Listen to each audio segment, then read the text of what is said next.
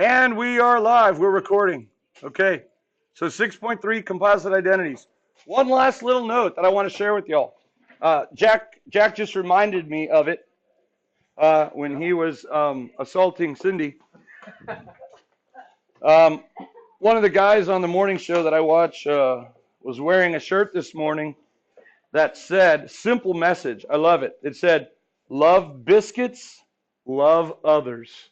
And I was like, that's beautiful. That's a simple message. Love biscuits, love others. And I'm thinking that would be real easy to like substitute something in, right? Like love biscuits, love violence, right? You can substitute easily. But not like that, right? How about like love donuts, love others, or love math, love others, right? Real simple, right? Put what you like and then love others. It's real simple, right? Real simple. So I think that's going to be my new personal motto in life. Love, I don't know, I'm still looking for something. And then love others. Love. Can you put love others, love others? Is that too much loving others? That's kind of creepy, loving others, yeah. So maybe love biscuit. I'll for now, temporarily, I'm going to put love donuts, love others, okay? Or how about love adopting pets from the animal shelter, love others. That's a lot to write on a t-shirt. Love puppies, love others. There you go. Thanks, Jack, for your help. You redeemed yourself. I will not call Officer Butcher to write you up on assault charges. Cindy still might. Okay, so this section is called Composite Identities, and the root word is compose, right? Which reminds me of another joke. We'll get started eventually. Do you find it ironic, like I do, that Mozart spent his entire life composing and his entire afterlife decomposing? Isn't that ironic? Oh, yeah, I know. Now, I do know two composer jokes. That was the first one. And my second composer joke, if you'd like to hear it, is why did Beethoven, before he lost his hearing, why did Beethoven get rid of all of his chickens? Or we can substitute Mozart in there because you probably Beethoven couldn't hear. Why did Mozart get rid of all of his chickens? Because they kept saying bach bach bach bach bach bach bach.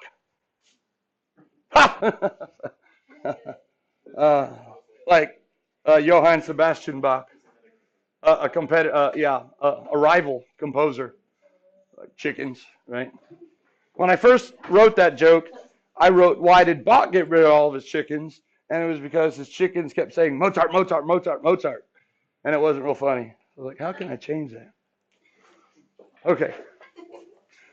Composite identities, composing. So, have you ever wanted to do something but you didn't think it was right? Don't say out loud. Okay? Whether it was against the law or maybe legal but immoral, right? Maybe like bringing a dab pen to school, but never taking it out of your pocket, just walking around all day saying, I've got a dab pen.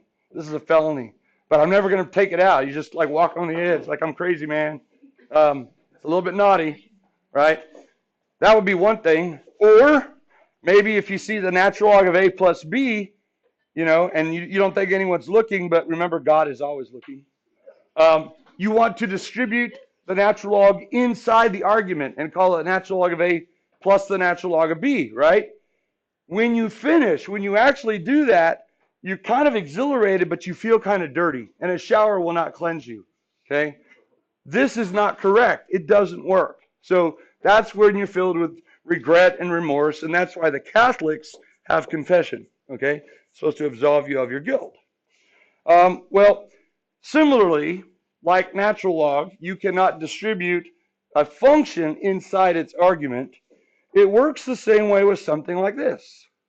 You will be seeing now, going forward, things like cosine of x plus y. We call this right here a composite angle. And why is it a composite angle? Because it is composed of two other angles, x and y. All right? And there's two ways to compose them. We can either add them together like this or subtract one from the other, like x minus y. You are going to have an urge, a desire to distribute the cosine into it and call it cosine of x plus cosine of y. And that is going to be incorrect. Okay? In general, you cannot distribute a function inside of its own argument, in this case, the angle. So that's the bad news.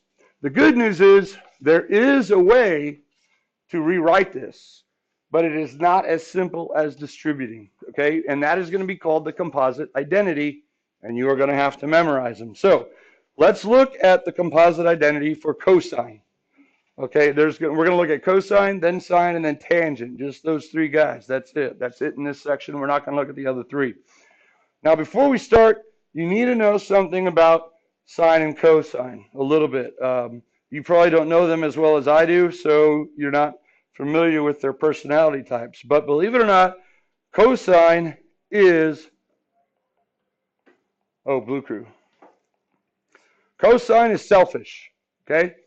Cosine is a boor. He is selfish, okay? The motto of selfish people is not love biscuits, love others. It is me, me, right? It's all about me. Me, me, me, me, me, me, me, right? Now, incidentally, me, me is the way that Stephen A. Smith, the sports commentator, pronounces the word meme, okay? He calls it a meme. And there's actually a meme of him pronouncing meme as meme, okay? Now, sine, on the other hand, is the opposite, the antonym of selfish, which is what? Selfless. Very good. Either unselfish or selfless. Selfless. Now, selfless people don't necessarily just think of others or necessarily put others ahead of themselves, but they do think of others, right? It's not just about me. So their motto could be me, you, right? Not me, me, me, me, me, but me, and then you. Or maybe not even me, but me and you, right? Sine is selfless. Cosine, not so much. I wouldn't want to be friends with cosine. But it does help you remember the identities, because here it is. Cosine of the composite angle x plus y is not equal to cosine x plus cosine of y. But here's what it is equal to. It's equal to cosine, cosine. That is me, me. Cosine goes first. Cosine of the first, cosine of the second. Me, mine. Me first. He's pushing sine out of the way. And sine is like, whatever, cosine, chill out. Sine of the first, sine of the second. Now notice what happens to the SIGN sign. We have two signs now. SIGN sign and sine the function. What happens to the SIGN sign? It switches. The sign changes. So if you're adding them here, it becomes subtraction here. You could think of that change in sign as the price for being selfish, right? It's the opportunity cost for putting yourself before others. Now, similarly for cosine of x minus y, it's me, me, cosine, cosine. Cosine of the first, cosine of the second. Change the sign, and then sine just politely, okay, all right, I'll go second, doesn't matter. Sine of the first, sine of the second, right? So cosine is always me, me, you, you. Me, me, you, you. And we change the sign. Now you can remember both of them in one identity, like this one here. We call that sine of x plus or minus y. There's a little lag. There it is equal to cosine, cosine, first and second. And then notice it's now minus plus. So that's the way to show that the sign is changing. Sine of the first, sine of the second. So you got to memorize those. But it's pretty easy. If you remember cosine is selfish, you could think of this identity as being me, me, and then you, you. Okay? And we change the sign. Me, me, you, you. Cosine is selfish. All right, so why is this identity useful? Well, not only is it going to help us prove bigger and better proofs later on, but it does allow us also to expand our unit circle knowledge. Because right now we're limited to angles that are on the unit circle or that are coterminal with those angles. We can get exact values. But now we can actually find exact values for things like this, cosine of 15 degrees. All right, is 15 degrees on the unit circle? No, we start at 0 and the next angle is 30, right? 15 is not on there. And we're working with degrees to start with because it's a little bit easier. But using the composite identities, if I can find two angles from the unit circle in degrees, two angles that either add up to give me 15 or subtract to give me 15, I can express that in terms of those unit circle angles, and then I can find the exact value. Okay? So, can anyone give me two unit circle angles that add or subtract give me 15? 45 and 30. Yeah, there are many of them, right? 45 minus 30 gives us 15. Are there any others? 60, right? I heard that. 60 minus 45. That would also work. There are many, many that work. Okay? You can find several. Those are probably the two easiest because they're in quadrant 1. All right, so let's go ahead and use the identity. I'll use the first one because Jack gave it to us first. Now, you're going to, again, want to immediately maybe fight that urge to distribute. It's not going to work. But we can use the identity. So, again, I'll ask you to help you remember. Cosine is what? Selfish or selfless? Selfish, right? So it's me. So it's cosine, cosine. Cosine of the first times cosine of the second. What happens to this minus sign? It becomes plus. And now it's just real calmly. It's just sine of the first. Sine of the second. Golly, cosine, you're going to die of a heart attack. You know that? Chill out. All right, so there, we've used the identity. The thinking part is over. You look at your watch, it's 11:06, which is everybody's favorite time. It's unit circle time, okay? So now we just pull these ratios off the unit circle, which we've been doing quite a bit. Cosine of 45, that's the same thing as cosine of pi fourths. That's square root of 2 over 2. And I use parentheses here because they're fractions. So if you want to get in that habit, that'd be great. You could technically put dots in between them. Cosine of 30 or cosine of pi 6 is, what is it? Square root of 3 over 2. Yep. Plus sine of 45 degrees. Square root of 2 over 2. And then sine of 30 degrees is 1/2. Okay? I got to go plug in over here. Losing juice. Okay, so now all we have to do is simplify those fractional expressions. We have two terms, and in each term we have two factors. Now, remember, to multiply fractions, we don't need a common denominator. We just multiply straight across. Square root of 2 times square root of 3, that is the square root of 6. Because they're both square roots, we can multiply their radicands together. And then 2 times 2 is 4. The next one is just the square root of 2 over 4. And now to add fractions, we need a common denominator. Well, guess what? We already have one. So it's going to be the square root of 6 plus the square root of 2 over 4. Now, quick question to you. Can we add those together and call that the square root of 8? No, we cannot because they're unlike radicals. So right there, that is as good as it gets. That then is the exact answer for cosine of 15 degrees. That's the exact answer. Okay, so there you go. That's the first way that we can use these new identities to expand our knowledge of the unit circle, to be able to get exact values for, as it turns out, any angle that's a multiple of 15 degrees. Now, you're taking my word for it, right? That these work? So let's verify it. You know that your calculators are programmed to do these type of things. I don't think it's worth running up and grabbing one out of the shoe holder, but if you want, you can. Let's go ahead and type in cosine of 15 degrees. Now remember, when you ever hit the sine, cosine, or tangent button, you better check yourself before you wreck yourself, right? There are two different modes, and you need to be in the correct mode. If I want to type in cosine of 15, that's degrees, I need to be in degree mode. So let's go down and change that to degree mode. Sweet. And now we could type in cosine of 15, and it knows that that's in degrees. I hit enter, and I get 0.9659. 258263. Now, the way your calculator computes this is by using calculus. It uses kind of a modified, what we call power series, which you'll learn in BC calculus. You won't learn that in college algebra. So there's my plug to take calculus next year. So you can kind of expect this to be correct to as many decimal places as it shows.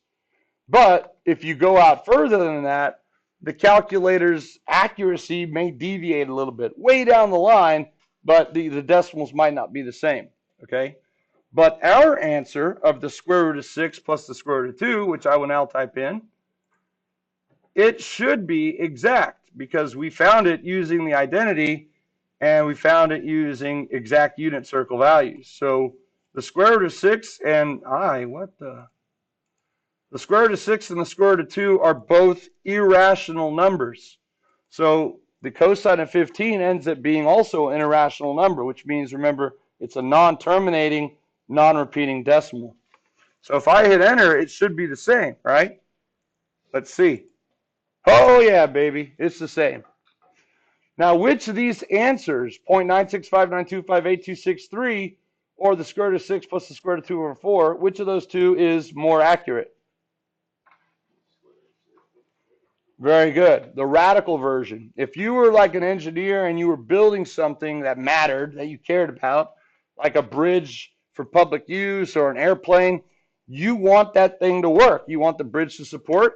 You want the plane to fly. If you started using this value here in subsequent calculations, you're going to compound your rounding error. Okay, and that is a very dangerous thing. So that's why we like exact values. That's why I've been emphasizing exact values all year long. This is an exact value. It's nice and portable. So if you're going to use this in subsequent calculations, this is the version that you want to use. Okay, and we found that using the identity. Okay, pretty nice, pretty sweet. All right, so that's doing it with degrees, but of course we really don't use the unit circle in degrees. We use it in terms of radians. So let's make this comment now. We can now find the exact value for the cosine of any angle that is a multiple of 15 degrees, like 75 degrees. It's not on the unit circle, but we can find it. Or the equivalent of 15 degrees is pi 12ths. That's like half of 30 is 15, half of pi 6 is pi 12ths. It's real easy to know if an angle is a multiple of pi 12ths because it's going to be like 9 or 11 pi 12ths or 15 pi 12ths. So if you see something pi 12ths, you're like, aha, that's a multiple of 15 degrees. I can find its exact value by using the composite identities. So that's what I'm going to do right now on your own. Do the exact same thing that we just did, but do it for cosine of 7 pi 12ths. I want you to start by finding from the unit circle two angles that add or subtract to give you 7 pi 12ths. And once you find them, then go ahead and use the identity and get the exact answer. Okay? I'll give you a little bit of time to do that. I want you to mess around with fractions. Fun, fun.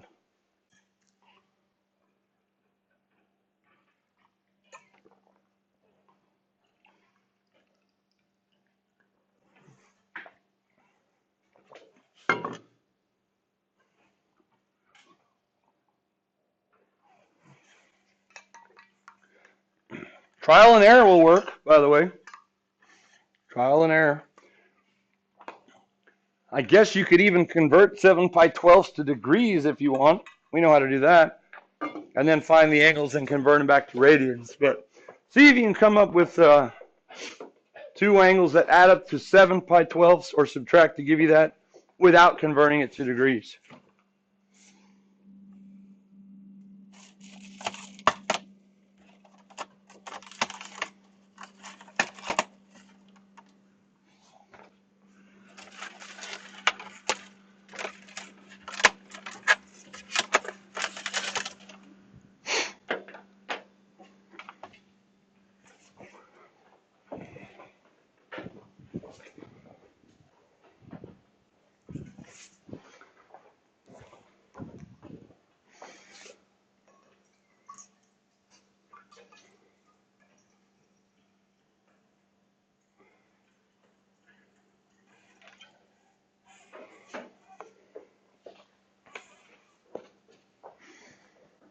Has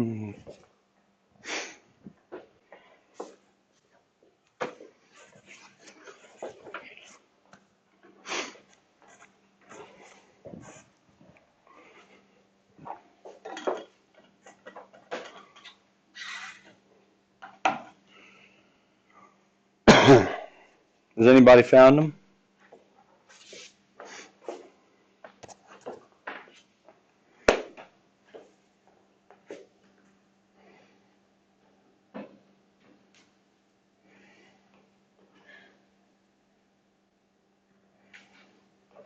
That one simplifies even more, right? 2 pi 6. That simplifies to 1 pi third. Yeah. And that'll work. Yeah, good. You found 2. Nice.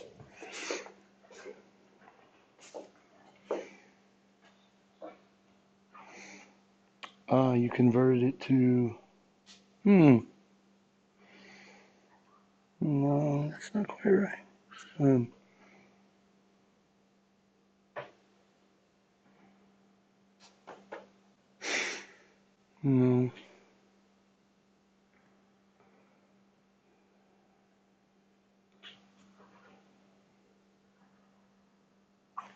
Oh, because you're using 30. Yeah, and you have 45 up there. Yeah, that was, okay, cool. What was your question? Oh, you're figuring it out? Okay. So Chase found some in terms of radians. Carly converted them to degrees and found some.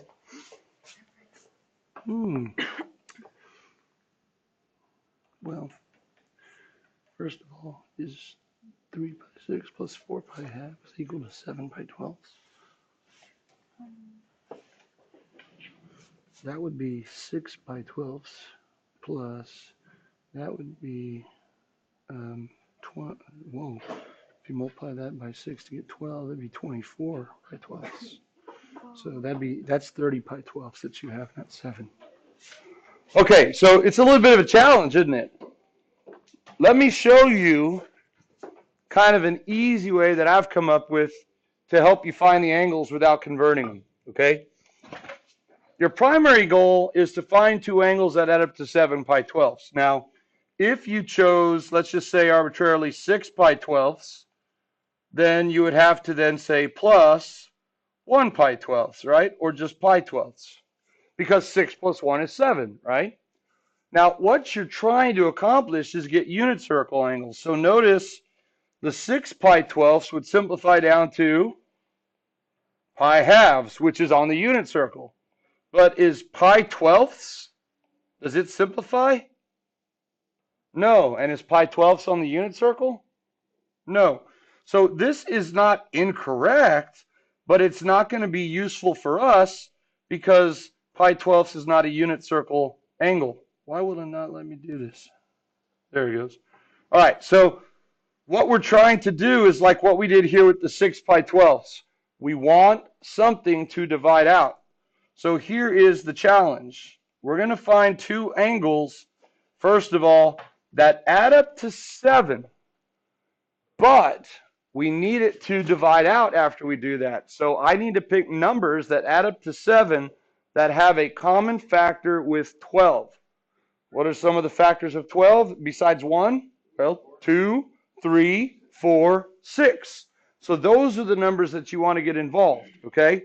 Or numbers that have factors of 2, 3, 4, and 6. So if you wanted to use 2 pi 12ths, 2 plus 5 pi 12ths, that would give you 7.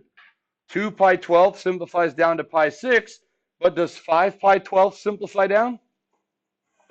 No, 5 is prime. So that's not a good way to do it. So if you want to use 2 pi 12ths, because 2 has a factor in common with 12, you could use 9 pi 12ths, right?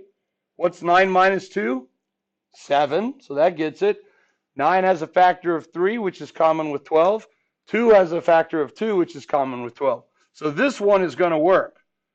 If you simplified it, divide out the 3, you're going to get 3 pi 4ths, which is on the unit circle, minus pi 6, which is on the unit circle. So that's going to work.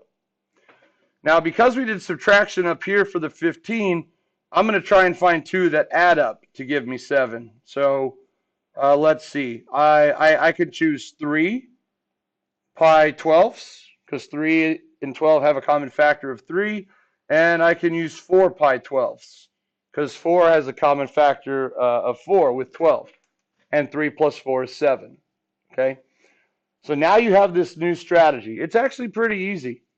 Okay? Just make sure that you're using numbers that are not prime, like 1, 5, so on and so forth. All right. So I'm going to use this one, but you could use either one. They're going to give you the same answer. This one simplifies down now to 1 pi fourth plus 1 pi third, and I believe those are the angles that Chase chose. And now I can use the identity. So cosine, cosine. Cosine is selfish. Cosine of the first, cosine of the second. Me. Change the sign, and now sine of the first, sine of the second. Me. You. If there's anything left over, you, right? And now it's unit circle time. Cosine of pi fourths is square root of 2 over 2. Cosine of pi thirds is 1/2. Minus sine of pi fourths is square root of 2 over 2. And sine of pi thirds is square root of 3 over 2.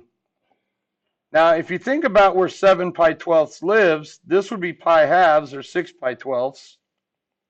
So 7 pi 12ths lives just past there in quadrant 2, where cosine is what sign? In quadrant 2, cosine is what? Negative. So I should get a negative number. Well, let's see. If we multiply straight across, we get the square root of 2 over 4 minus the square root of 6 over 4, and that becomes the square root of 2 minus the square root of 6 all over 4. And because 6 is bigger than 2, that number is going to be less than 0.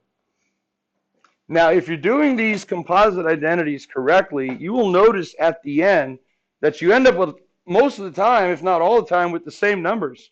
You're going to end up with square root of 2's and square root of 6's all over 4. And the reason you're getting those numbers is because those are the numbers you get when you multiply the numerators on the unit circle. We're using 1, square root of 2, and 3, right, Travis? There we go. Yep, good. So the only thing that's going to differ are the signs of this. They could either both be positive, they could both be negative, or in this case, we can have one that's positive and one that's negative, and it can easily be switched. So it's the combination of signs that we work towards, okay? Now let's verify this one. Let's verify this one. It should work. If the identity is good, it should work for this one as well. Let's see. Let's go ahead and first type in our ratio. It's the square root of 2. I guess I could have recalled the one up above. Square root of 2 minus the square root of 6. Of course, that's the same as negative square root of 6 plus the square root of 2. I just don't like to have negatives in the front. We get that, and it should give us a negative number. There it is. Negative 2.258. And now if we type in cosine of 7 pi 12ths, we should get the same answer, right? Cosine of 7 pi 12ths. Ready? Here we go. No!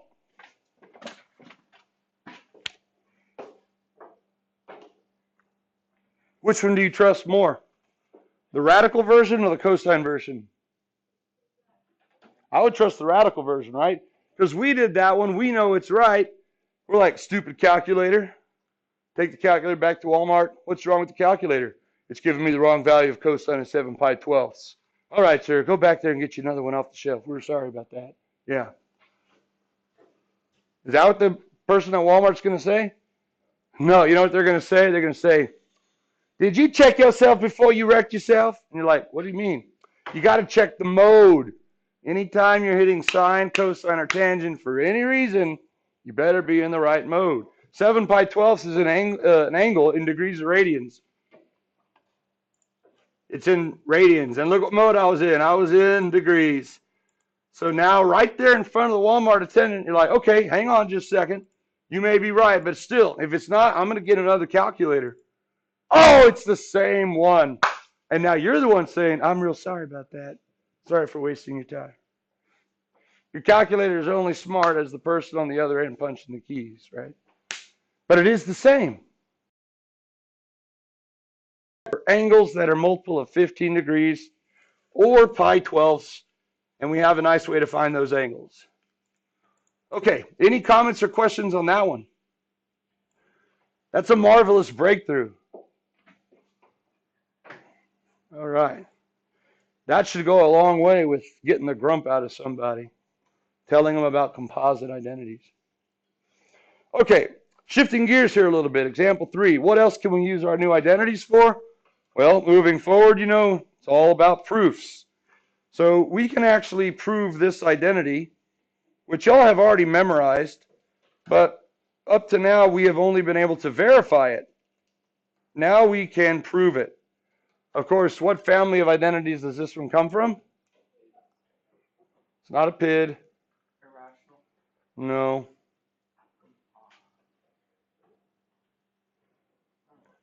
Y'all memorize this. What identity is this? It's not the PIDs. It's not the ratio. It's not the reciprocal. Thank you. It's the co-function identity, right? Co meaning complementary? Yeah. You can learn a lot by reading. So the complement of the angle x is either 90 degrees minus that angle, or in this case, radians, pi halves minus the angle. And what we're saying is that co-functions at complementary angles have the exact same trig value. We can actually prove it now. Yeah. So which side do you want to start on, the left or right? The right side. Okay. So we fight the urge to distribute, right? We're not going to do that. We're going to use the identity cosine, cosine, right? So cosine, cosine, cosine of the first, cosine of the second, change the sign, plus, and then sine of the first times sine of the second. That's the correct expansion using the composite identity. All right, so now at this point, we actually have angles that we can evaluate the trig functions at. So, just like we've done 100,000 times before, what is cosine of pi halves? Thank you. It's 0 times the cosine of x. Plus, what's sine of pi halves? 1. Thank you. Times sine of x. And of course, anything times 0 is 0, so that becomes 0 plus. Anything times 1 is itself. And now anything plus 0, the identity element of addition, is also itself. And we're left with sine of x. So we get sine of x equals sine of x. And it's the same. So we've just proven it using variables, so we know it works. And so we sign off with something like yeet, which I actually used that in my NHS speech, right? Have a yeet tomorrow. But I've seen this on a lot of papers showing up lately. Ye, ye. And so I was starting to think to myself, is ye a stylization of yeet? Like somebody was too tired to enunciate the T at the end and they just went ye, and then they added another one because it sounded good. And someone first period who was like a historian said, no, actually ye came first. And I'm like, really? And he's like, yeah, in the ancient days of the cowboys, they would always say ye to the cows. And the cows would give them a thumbs up. Ye is kind of like yeehaw. It means kind of like heck yeah, right? I mean, I guess y'all can confirm that. Whereas yeet came along later, and now it's something you throw at people, right? Like, here, have a yeet, right? And then they catch it with one of these, right? What is that called again? The whoa, right? You throw a yeet at somebody and they catch it with a whoa. Throw a yeet, catch it with a whoa. So I was thinking, we have ye and we have yeet, but we don't have yet yeet. So I was thinking maybe we as a group could start that, right? Go around and go yeet, which takes a little bit of effort, right? You really have to enunciate those T's. Yeet. Whereas ye, you can kind of slur them together. You can't slur yeet, right? So anybody who says yeet is probably a psychopath, right? Ethan, right? Yeah, good. So I doubt that'll catch on. But anyway, it's kind of interesting. So ye, and ye is actually a word of old, right? What does ye mean?